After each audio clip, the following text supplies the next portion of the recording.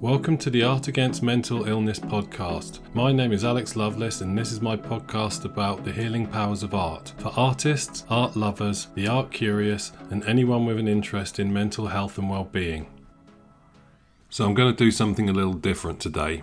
This podcast has been going for just over 6 months now. My first episode was published on May the 28th this year, and my last episode was episode number 25. We are coming up to Christmas and the New Year, or the holidays as the Americans would call it, and I figured this would be a good opportunity to pause and do a bit of a retrospective. So I'm going to go back through the history of this podcast, if you can call it history, after 6 months of existence. And I'm going to go back to the beginning and go through each episode and talk about what I covered in that episode and why I covered it and what my thinking was, and just work my way through right till now and try and give everyone a bit of an update on what's going on, what's happened, what happened since then. This is partially by way of bringing everyone up to speed who perhaps hasn't listened to my historical episodes, so they don't have to, although I urge that you do. And partly just as a reminder as to what I've been talking about, and as much for myself as anyone else, and to try and sort of tie this first era of my podcast together and really mark it as a bit of a landmark. And so before I get into individual episodes, it's worth me talking a little bit about why I started this podcast in the first place.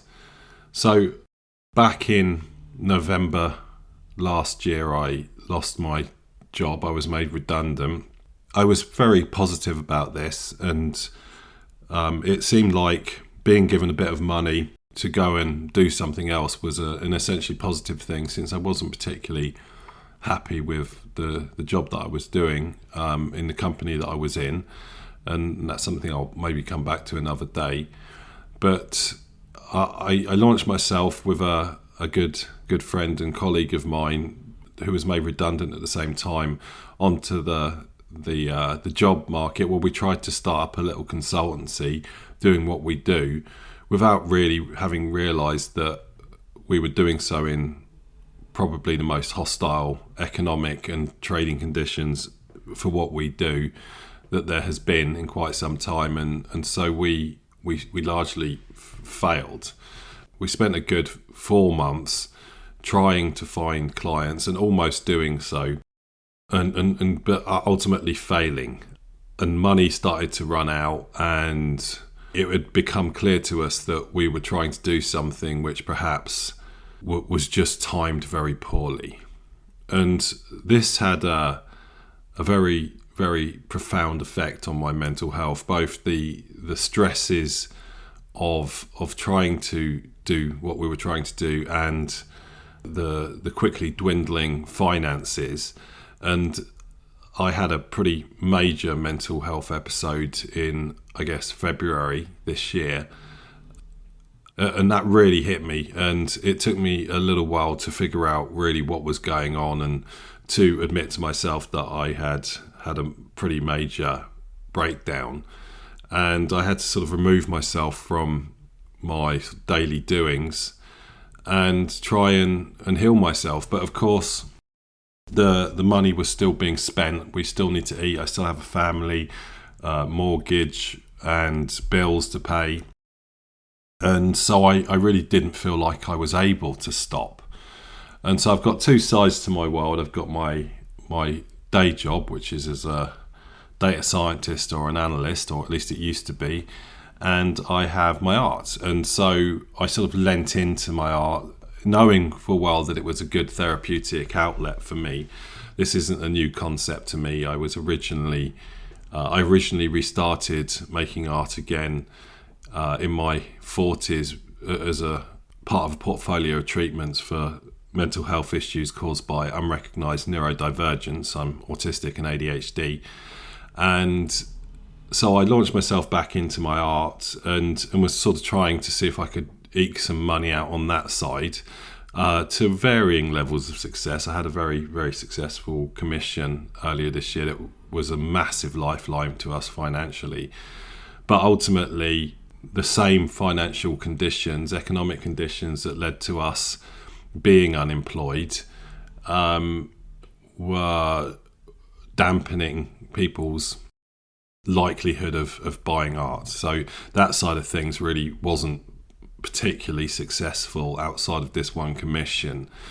And so my mental health, although was variable, was ultimately stuck in a low ebb, and I couldn't recover because my situation just wasn't changing, and I got caught in a sort of doom spiral that led to me not really feeling like I could get out of that. Anxiety perpetuates anxiety, doom perpetuates doom, and when you start to think, well, why am I so depressed or worried about life, and sort of look around you and then find out lots of reasons why you should be.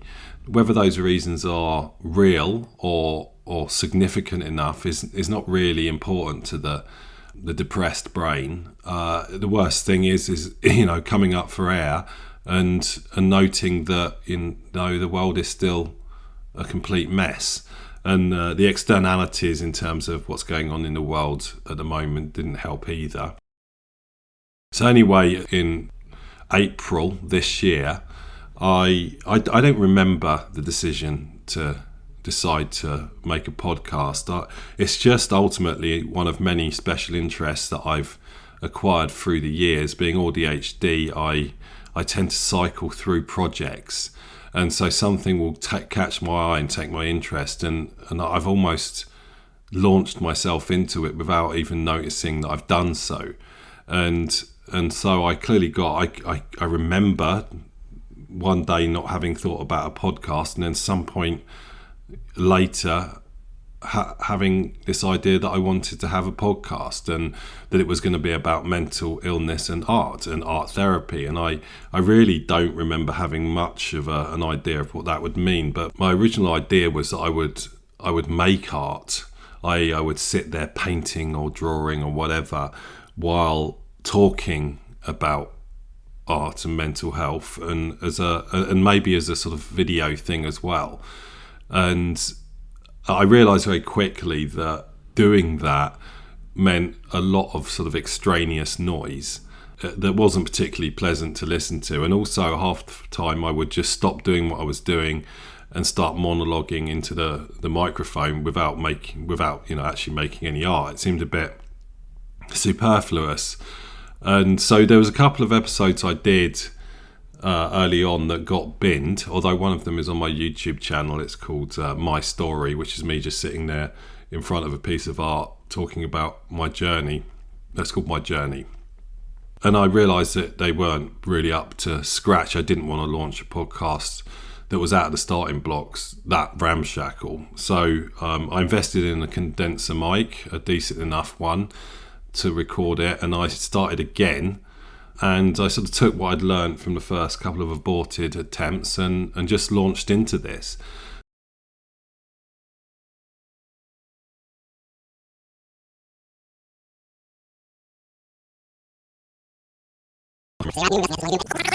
Welcome to my podcast. I'm recording from my garden studio, so you might hear some birds around me. Hopefully this is the first of many episodes of my podcast. We're going to talk about beginnings today. I love starting things, for example, podcasts. I'm not so good at finishing, but I don't really intend to finish this. Hopefully this is an ongoing thing.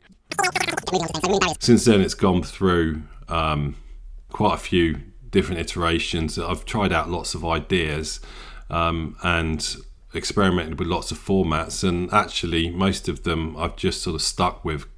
I'm coming back to them and reprising various different formats and approaches, and I've covered quite an array of subject matters, although I have a list of ideas and subject areas I want to cover, or angles on subject areas, and I'm not even close to being through that yet. I don't think I ever will be. I can just go out walking of a day at the moment and I'll come up with several more, and half the time I even forget to write them down. So I'm not going to run out of material anytime soon. I've had reasonable success getting people to listen to this, and they say it takes a while to build up a podcast, maybe a year, and I've only been doing this for about over 6 months, and I think I'm doing pretty well. I have a fair amount of listeners, and hopefully that will grow. But I've really enjoyed doing this.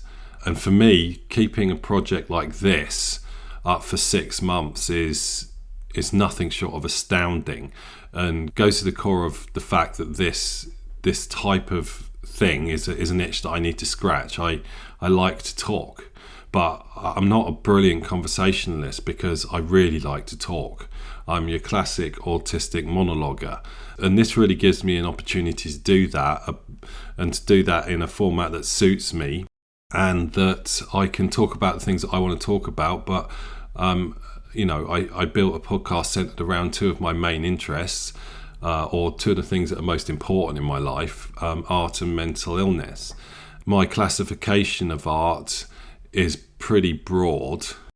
I get to talk about lots of different stuff that I love, which isn't just, paintings or whatever. It's music and movies and TV and stuff like that. And I'm really talking to anyone doing anything creative. I like creative people. I like creative things. So, as far as I can tell, because I'm a very capricious individual, I'm still committed to this, and I'm still excited by this, and I can intend to keep doing it. But maybe I will, maybe I won't. You can never really tell with me, and my life circumstances could change for the better, or, God forbid, for the worse.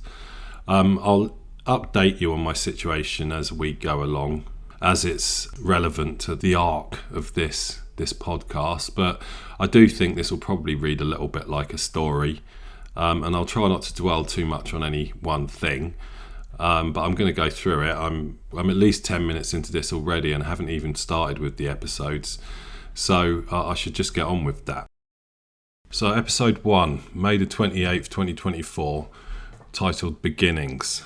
I'll start by acknowledging my intro for this podcast.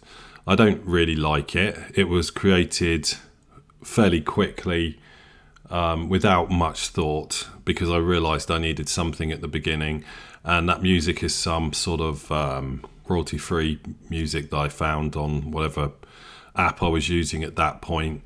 I'm fine with what it says. I don't particularly like the way that it sounds, and I'll probably replace it at some point, but I have no idea what I want to replace it with, so I'll leave it as it is for the moment.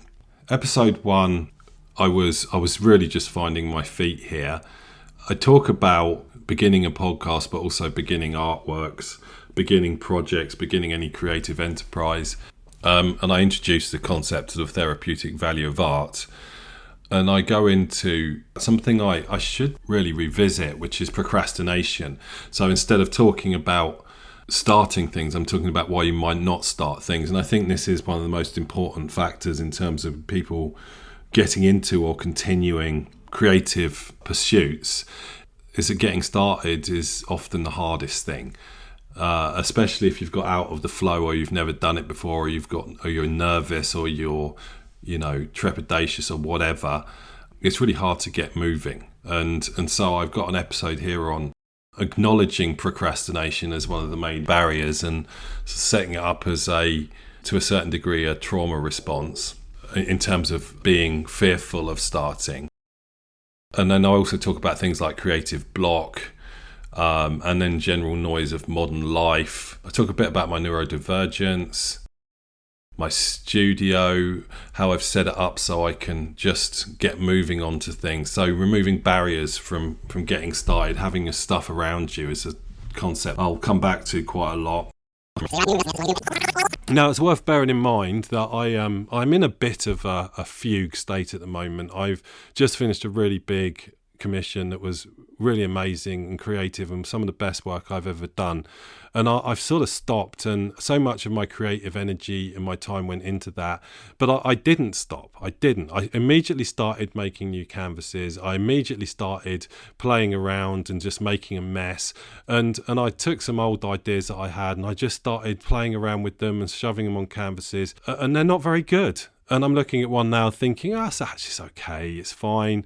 And maybe I'll pick it up later today, or maybe I'm just going to stick it aside, but that's just fine. And I almost look forward to that moment when I get back to it. And then I go a bit into my history, which I won't go too much into today. There's plenty of that out there. In these early days, I was a lot more practically focused. I feel I got a lot more philosophical as things went along, and that's less of an editorial choice on my part and more just a natural outpouring of who I am as a human. I think a lot. I'm a deeply, I'd like to say philosophical person, but I don't spend a lot of time reading philosophy. I think a lot about the nature of existence and so on, and also things like the value of art and the pursuit of aesthetics and things like that. And it's going to come spilling out. I think I set out my stall as being deeply sort of introspective and open about my personal problems and struggles, and I think that's absolutely central to the core thesis of this podcast, is that people will relate to that. People don't want to be patronised and told by some psychiatrist about the way that they're feeling from someone who's probably got little to no experience of it. People respond and empathise with stories, especially when those stories reflect their own experience. And people will recognise where those stories are concocted or ingenuine. And therefore, you need to be honest about your health problems so that people can empathise and relate and feel less alone and excluded. And this is especially important for mental health problems. I have a propensity to overshare. That's not always a good thing, but from the perspective of this particular endeavour, it's a bit of a superpower. I have to just get used to the fact that there's no barrier between my brain and my mouth, and I've learned to a degree to make that work for me, and this podcast is to a degree a reflection of that. Oh, and I talk a bit in here about bringing your whole self to the process. This is a bit of a weird and complex one, and it's not a hill I'm going to die on, because I feel like I've contradicted this a bit in later episodes. But if a barrier to starting is this need to somehow come out and start spewing out your authenticity onto a canvas or whatever, that's just nonsense. It doesn't really work that way.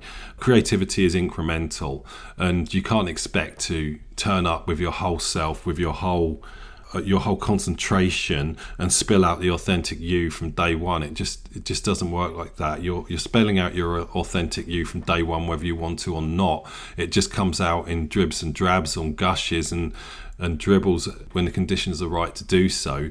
And if you turn up to your easel and you're not quite feeling it, and you stick a podcast on or whatever, and you're only sort of part there, that can actually set up the best conditions for letting things just flow through, whatever it takes to get you to relax and just get on with it. And so pretty much my whole time in my workshop, my studio, I have podcasts on or audiobooks and stuff, and I'm only really half tuned into them, but I'm really bad at doing one thing at a time. I just get too easily distracted, so it actually helps me. If that's me not bringing my whole self to the process, then so be it. I'm good with that, but to be honest, that particular aspect is part of my whole self, so why would I not do it? I'm going to move on to the next episode. So this is episode 2, May 29th, process, and this is arguably the most important part of my core thesis, which is that the end point is not the point. The point is everything that happens in between when you start and when you finish, and everything that happens all the other times too. That this is not about a single piece. This is not about a technique. This is not about a visit to your studio. This is about everything that you do. But assuming you actually make some art at some point in the future, you're in the process of making that art right now, even if you're sitting on the bog. The point is that any of the process is all of the process. And since you can't produce that work of artistic genius without having eaten, then eating was part of that process. Zen Buddhists take this concept really seriously, to the point where Zen's primary text, Master Dogen's Shobo Genzo, contains lengthy chapters on eating, getting dressed, and going to the toilet. The value of art and creativity as a therapeutic outlet is that it's not showing this lovely landscape that you painted to people that's going to make all the difference. That's just one event. It's actually the whole thing. And if you never show your work to anyone, then that's all good, because you're missing out on something there, I believe. But really, it's been the process of making that did the job. It's the time in front of your easel, your time you've spent outdoors with your camera, or whatever it is that you do, with your instrument, with your piano or your guitar. Those are the bits that are the therapeutic bits. And it's all about this process, about having a framework within which you can do these things and experience them while they're happening. And you should be really trying to sort of enjoy that process. Every single part of that journey is important, and you should consider it so, because otherwise you're sitting there thinking, I'm really impatient to get going, when you could just be sitting there thinking, well, I'm actually going, right? This is good. I'm doing the work that I need to do to treat my mental health. This thing that seems quite menial and boring is just another part of the process, and it's all wonderful. So I go into Zen in quite a bit in this episode, and this is Zen Buddhism is a concept I come back to a lot, because it's been really important in terms of my understanding of this particular concept around process. So I revisit it quite a lot, and I'm going to revisit it again. I'm really sorry if you don't like it, but this is who I am. I talk a bit about tidying my studio, which is one of the other themes that I come back to, which is although at the moment my studio is like a bomb site, I periodically tidy it up as a bit of a reset. And I really enjoy that part of the process, even though I'm not the sort of person that particularly enjoys tidying things up. I love tidying my studio, but I don't do it a lot.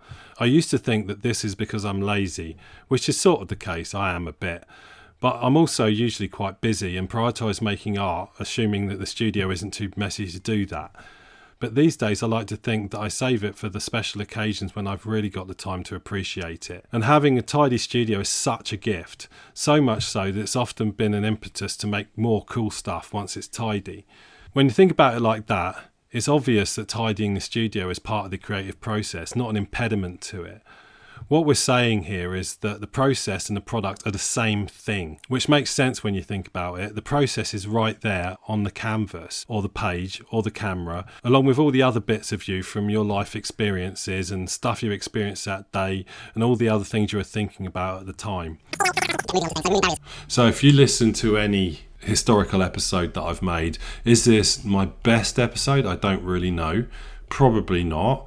Is it the one that sets out the stall for what this podcast is really about? Yes, this one, even more so than episode 1. Episode 2 on process is really at the absolute heart of my whole thesis around art as therapy. So let's move on. Episode 3, June the 4th, 2024. It's called Perfectionism. Back in the early days, I really like the idea of these one-word titles that are really to the point. And I started off only doing this, but these short titles don't necessarily resonate with people because they don't know what you're talking about, and I buy that.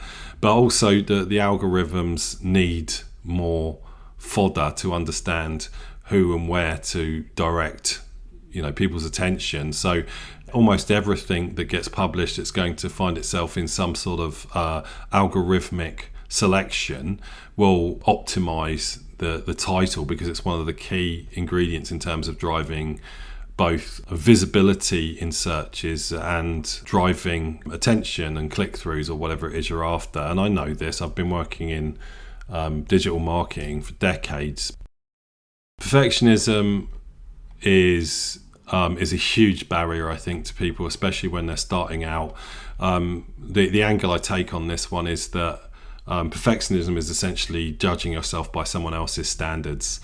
I think people like me, autistic people, and other neurodivergent subtypes can be quite bad at taking criticism, and we are people pleasers. And through a life of underlying sort of trauma, through dealing with neurotypical society and all its weirdness, and getting stuff wrong all the time, we tend to be quite fastidious on trying to get things right, because it's not pleasant when someone criticizes something you've done.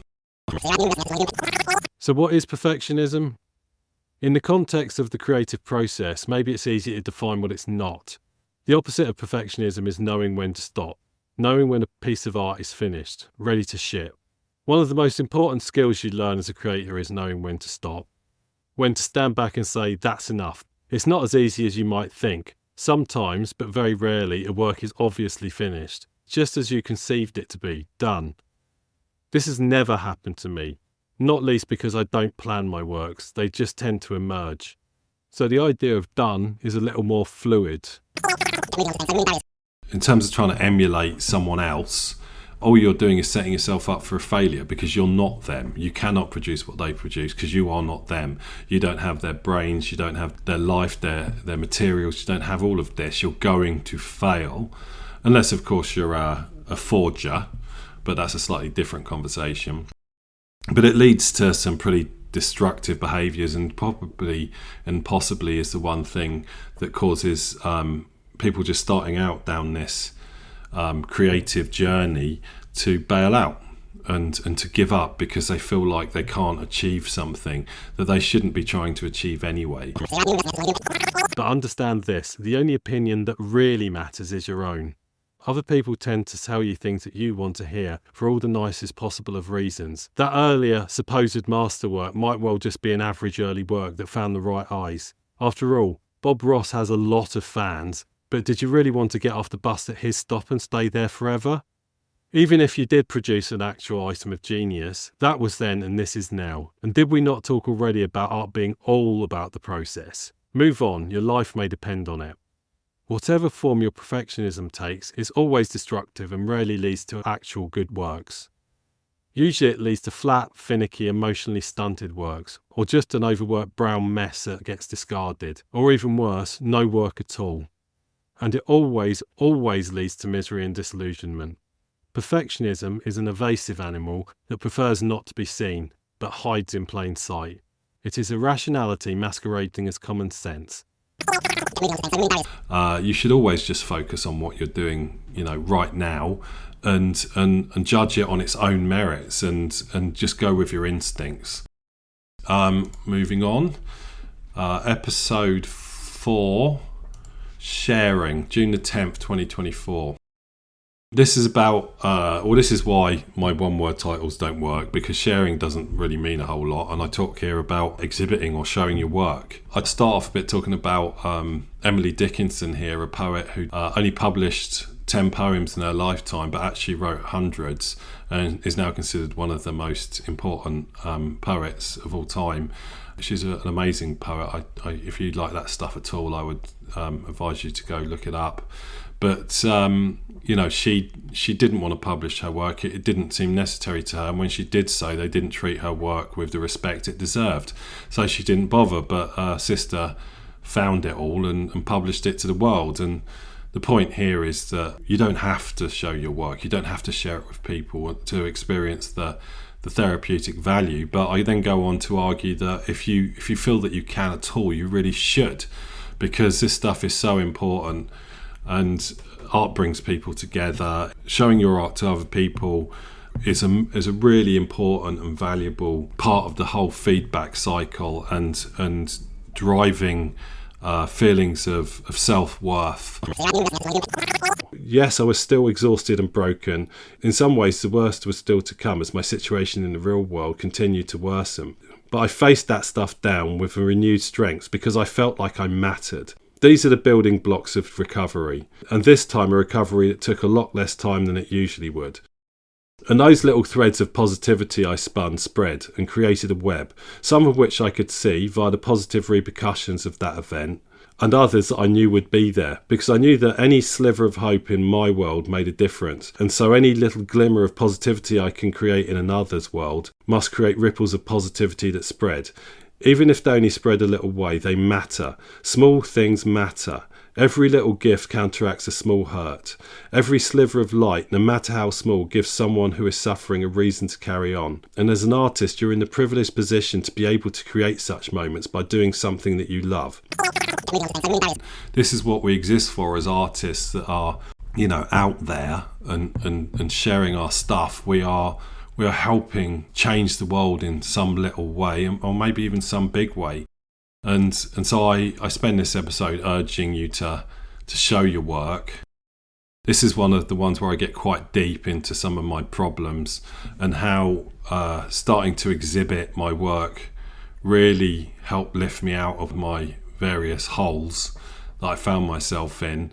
Also, how for me sharing my art, exhibiting is a way of connecting with people in a way as an autistic person I struggle to do, because people come and talk to me about something I want to talk about, and that's really important for me. It's allowed me to build a community, it's allowed me to build an audience, it's allowed me to talk to people I would almost certainly never have done so, and meeting so many different diverse people doing many different diverse things and so many interesting lives, and it's really enriched my life. And this has happened, and I just wouldn't have done all of that otherwise.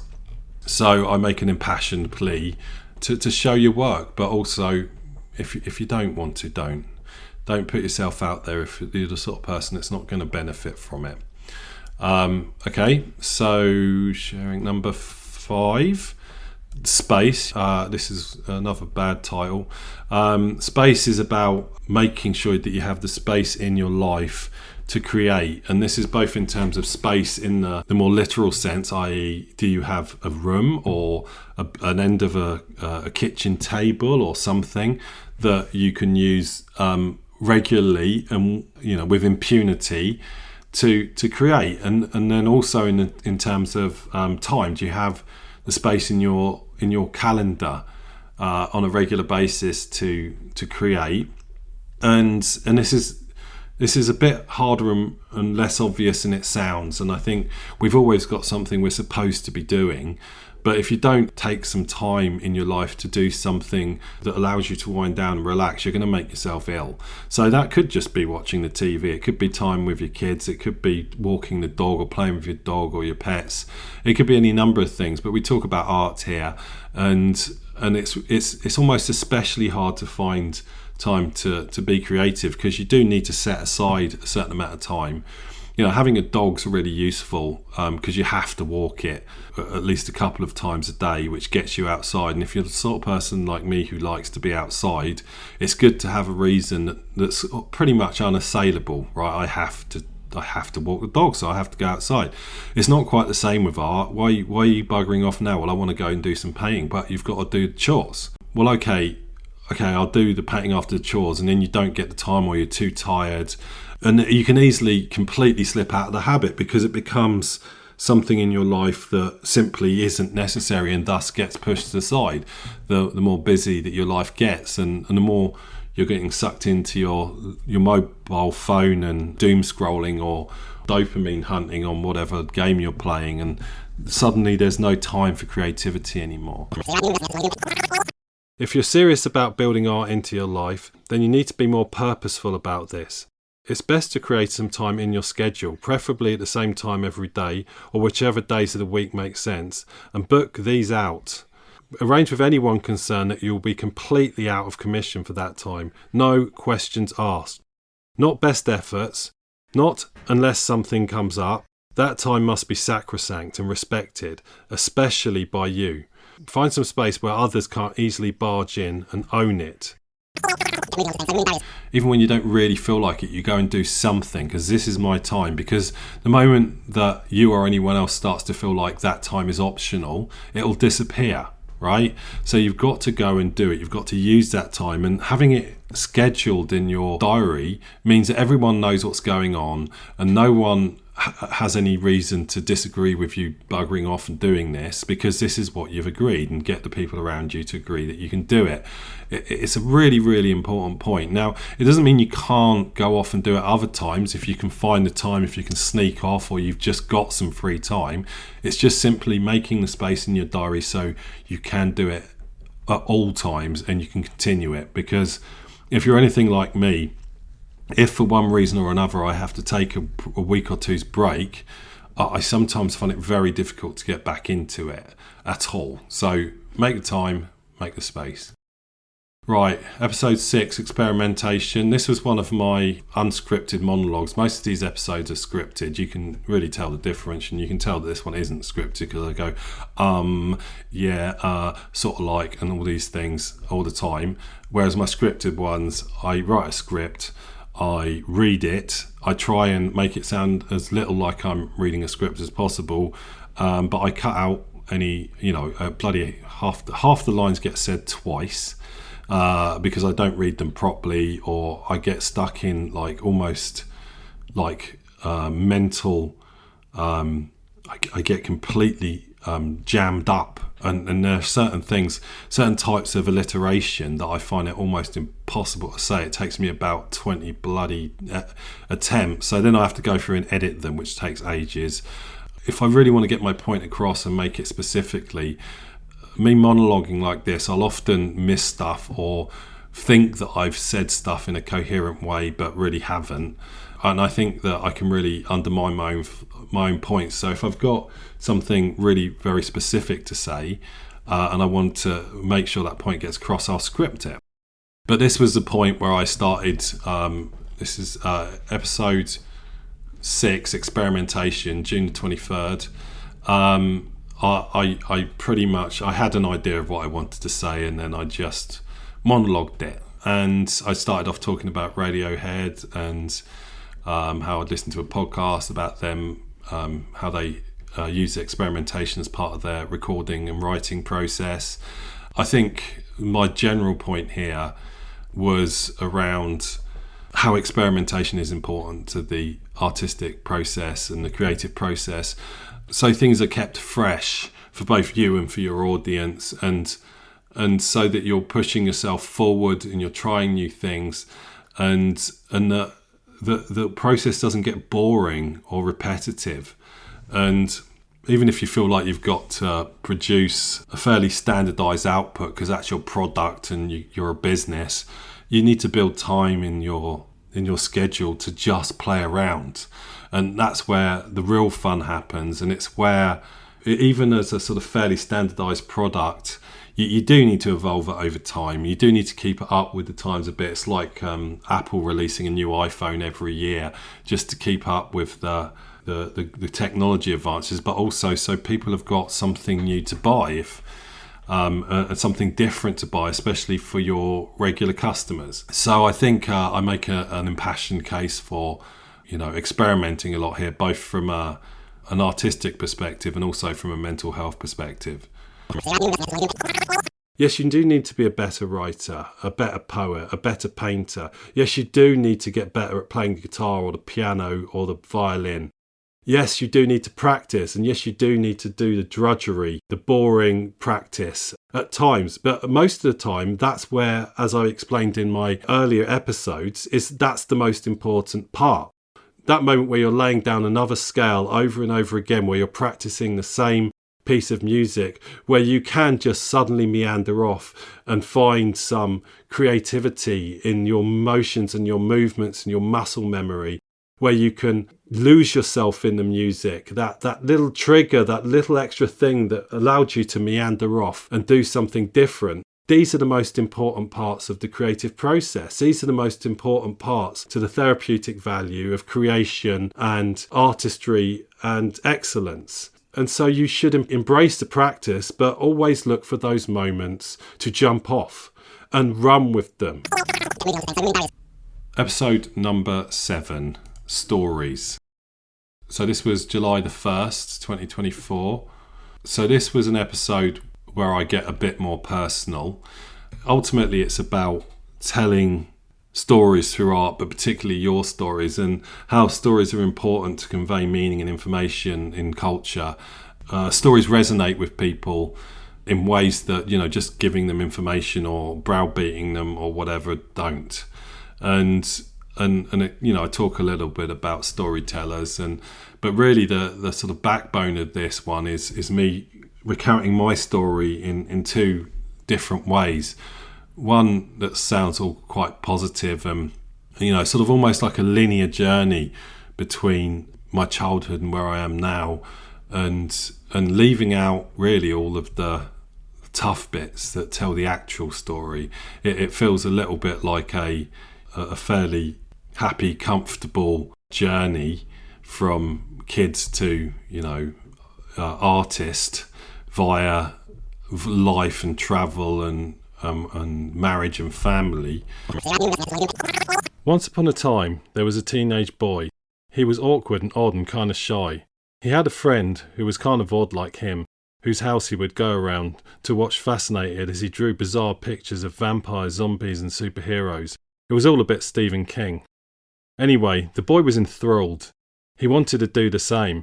He also wanted to make stuff like the stuff he saw around him, like posters, all that sci-fi stuff that was everywhere in the early 1980s, by illustrators such as Drew Struzan, who did all of that amazing Spielberg stuff, as well as those incredible Iron Maiden album covers by Derek Riggs. He started making his own pictures, initially like his friend, then trying to copy all the other incredible stuff he saw around him. And then I recount it again from the point of view of really what was driving that, which is a string of difficult circumstances and troubled existence, and mental health episodes and so on, and pretty much all of the major plot points in my journey were driven by extremely harrowing and prolonged mental health issues, and things like bullying, being bullied while I was at school, and death of my father and all sorts of things, and how then that manifests through my art, and how I tell my story. It might not be linear, it might not be obvious, but there is a story there. The man sits in his car staring blankly at the office of a technology giant, his employer, beset with feelings of dread and utter hopelessness. He had a job that many would be envious of, paying eye-watering sums of money, yet he felt worthless. The idea of getting out of the car and walking into that office filled him with horror, just like it had the day before, and the day before that. Rewind to a few years before that. The man sits by a swimming pool in Crete. His kids splash carelessly before him. His wife dozes contentedly beside him. Everything seems idyllic. He can't understand why he feels so miserable. Rewind to some point in the mid-80s. The boy is writhing in absolute terror as his so-called friends, one holding each of his limbs, suspend him over the storm drain. They told him that the evil zombie Arthur Grimsdyke lived down there, and that he would launch a spear out at the boy and kill him. This was not the first time this had happened, and it wouldn't be the last. Stephen King's novel It hadn't been released yet. It didn't matter to the boy. He was terrified anyway. And it can be seen, and I could probably line up my works in such a way that they broadly represent the epochs in my life, and that they would tell a story to me, and I really don't know if that works for anyone else. I think it probably was after this that I wrote a book of sorts. I set out to write almost like a brochure, I guess, for my work, so that I'd have it just on PDF so that people could download on my website and get a taster for what I do, and maybe is something I could use to stimulate newsletter sign-ups. And what I ended up doing was taking some of my favourite of my works throughout my period as an artist, and writing what I just thought were my thoughts and some sort of loose story. I didn't think about them as poems, but it was pointed out to me after I published this that they are poems. So I guess I take that, and some people have said they think they're pretty decent. I'm not a poet, and I don't claim to be so. But that the progression of that book, it's called The Fall, and you can download it on my website if you sign up to the newsletter, alexloveless.co.uk.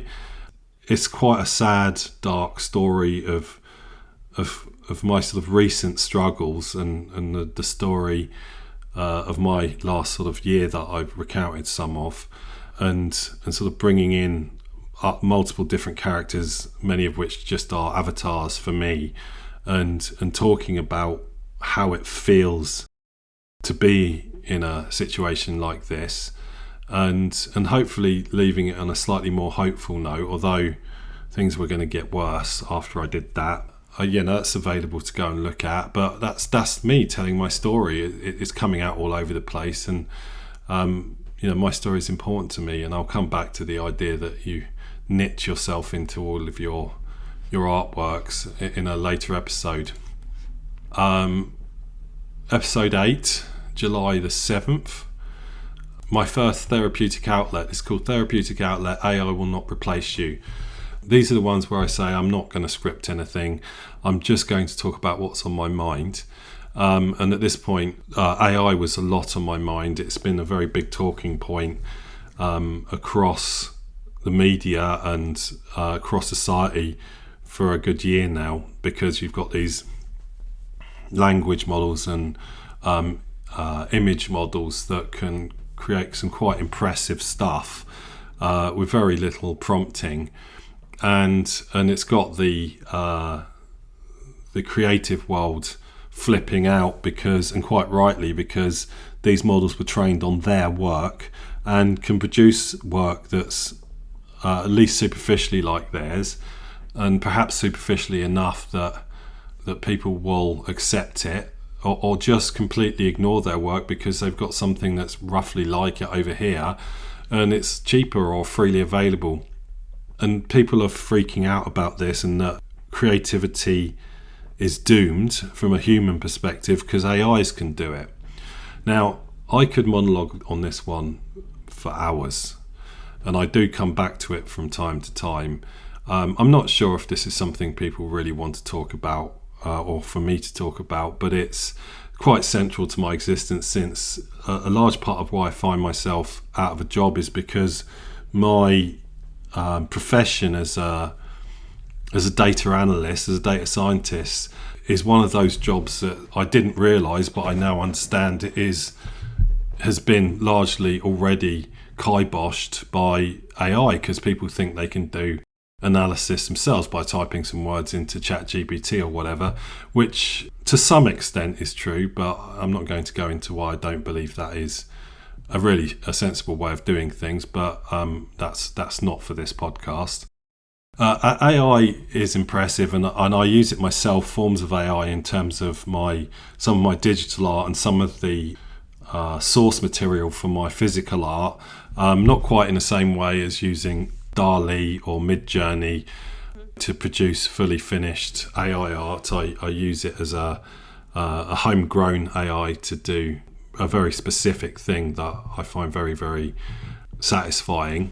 I'm not against using AI as part of the creative process, and I've used it increasingly to help me make sense of my growing body of text information, i.e. the transcripts for these episodes, my notes, my research. It's really useful for helping me do research and pulling that stuff together and then consolidating it and so on. So I've got a lot to say on AI because it's very, very central to my existence, even though I've got some serious problems with it in terms of its efficacy, but there's a moral element here with regards to how bad it is for the environment and so on. So it's it's a knife edge. It's a really, really difficult area, given what I do for a living, and on both sides of my life, on professional and the art side. It poses a constant sort of internal battle for me. So I'm not going to bang on about it. My point here in this episode is you're not going to be replaced, because, and I might come back to this particular point from a slightly different angle, which is that art is culture. Culture is created by humans. Computers can't create culture. Humans can create things using computers and help make that culture. A culture of humans can choose to take the outputs of AIs and make that their favourite culture, but that's still humans creating culture.